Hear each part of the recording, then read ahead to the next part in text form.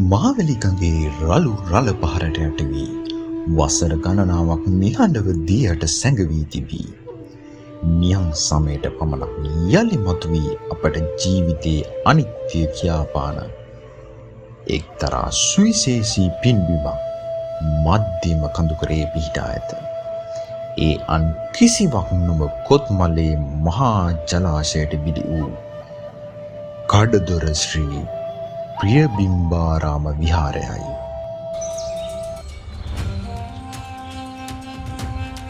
සියවස් ගණනාවක අතීත හෙළ ප්‍රෞಢ ඉතිහාසයක නටබුන් සොයා යන සිව් හෙළයේ ගවේෂණාත්මක පාදචාරිකාවයි. සිව් හෙළ උරුමය සොයා, සිව් හෙළ උරුමය සොයා, සිව් හෙළ උරුමය සොයා. කොත්මලේ යනු මෙරට ඉතිහාසයේ සුවිශේෂී ප්‍රදේශයකි. දුටුගැමුණු කුමාරයා මාගමින් පලාවිත් සැඟවී සිටමින් රට එක්සේසත් කිරීමට පෙර ශක්තිය රැස් කළේ මේ පින්බිමේදීය. එවන් ඓතිහාසික පසුබිමක ඉදි වූ කඩදොර විහාරය ප්‍රදේශයේ ජනතාවගේ ආධ්‍යාත්මික කේන්ද්‍රස්ථානය බවට පත්ව තිබුණි. තා අලංකාර බිතුසිතුවා මූර්ති හා දාගැබකින් සමන්විත වූ මේ විහාරය එදා කොත්මල නිම්නයේ තිබූ ප්‍රධානතම ආගමික මධ්‍යස්ථානයයි. 1970 දශකයේ අගභාගයේදී ආරම්භ වූ කඩිනම් මහවැලි සංවර්ධන යෝජනා ක්‍රමය යටතේ කොත්මලේ ජලාශය ඉදිකිරීම ආරම්භ විය.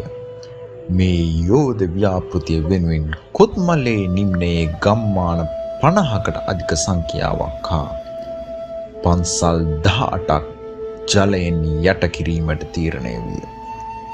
වසර 1979 දී මෙම විහාරස්ථානයේ වැඩ සිටි භික්ෂූන් වහන්සේලා හා දායක පිරිසට තම පාරම්පරික උරුමය අතහැර උස් බිම් වෙත සංක්‍රමණය වීමට සිදුවිය. අවසානයේ 1985 වසරේ පෙබරවාරි මාස 27 වනදා කොත්මලේ වේල්ල වසා දැමීමත් සමග දශක ගණනාවක ඉතිහාසයක් හිමි කඩදොර විහාරය මහවැලි දියදහරින් වැසී ගියේ මුළු මහත් ජාතියේම දැස්වලට කඳුලක් එක් කරමිනි. වසරේ වැඩි කාලයක් ජලයෙන් යට වී පවතින මෙම ඓතිහාසික විහාරය දැඩි නියං සමයක් පැමිණි විට ජල මට්ටම පහත බැසීමත් සමග යලි දර්ශනය වේ.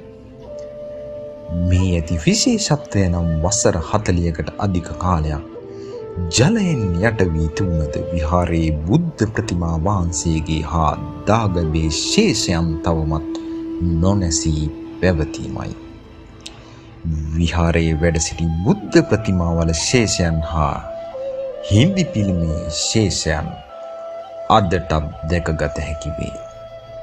ජලයේ රළු පහරට හසු වී දාගැබේ කොත ඇතුළු කොටස් විනාශ වී තිබුණද එහි ගර්භය අදටත් ශක්තිමත්ව නැගී සිටී. මෙහි තිබූ බිතුසිතුවම් වල වර්ණ මැකී ගියද ගඩොලින් බැඳි විත්තිවල ශේෂයන් මත අතීතයේ තිබූ කලාත්මක නිමාව අනුමානය කළ හැකි වේ. කඩදොර විහාරය යනු හුදෙක් ගොඩනැගිල්ලක් පමණක් නොව රටේ සංවර්ධනය වෙනුවෙන් තම නිවාස කුඹුරු ඉඩම් හා ආගමික ස්ථාන පරිත්‍යාග කළ කොත්මලේ වැසියන්ගේ කැපකිරීමේ සංකේතයයි. ජලාශය මැදින් ඉදි වූ කොත්මලේ මහා සෑය නිර්මාණය වූයේද මෙම ජලයෙන් යට වූ විහාරස්ථාන 18ක අඩුව පිරවීම සඳහා උපහාරයක් වශයෙනි. අද වන විට කඩදොර විහාරයේ නැරඹීම සඳහා දිවයිනේ නන් දෙසින් ජනයා පැමිණි. වැසි රහිත කාලයට ජලාශය මැදින් මතුවන මෙම සජීවී ස්මාරකය දැකීමෙන් ජීවිතයේ අනිත්‍යතාව මැනවින් පසක් වේ. බොහෝ දෙනා මෙහි පැමිණ මල් පහන් පූජා කරමින් තම ආගමික වත්පිළිවෙත් ඉටු කිරීමට අමතක නොකරයි. මධ්‍යම කඳුකරේ මීදුම් සලුවෙන් වැසුණු නිම්නයන් අතරින් ගලා බසින මහවැලි නදිය අද වන විට ශ්‍රී ලංකාවේ සමෘද්ධියේ සංකේතයක් වේ.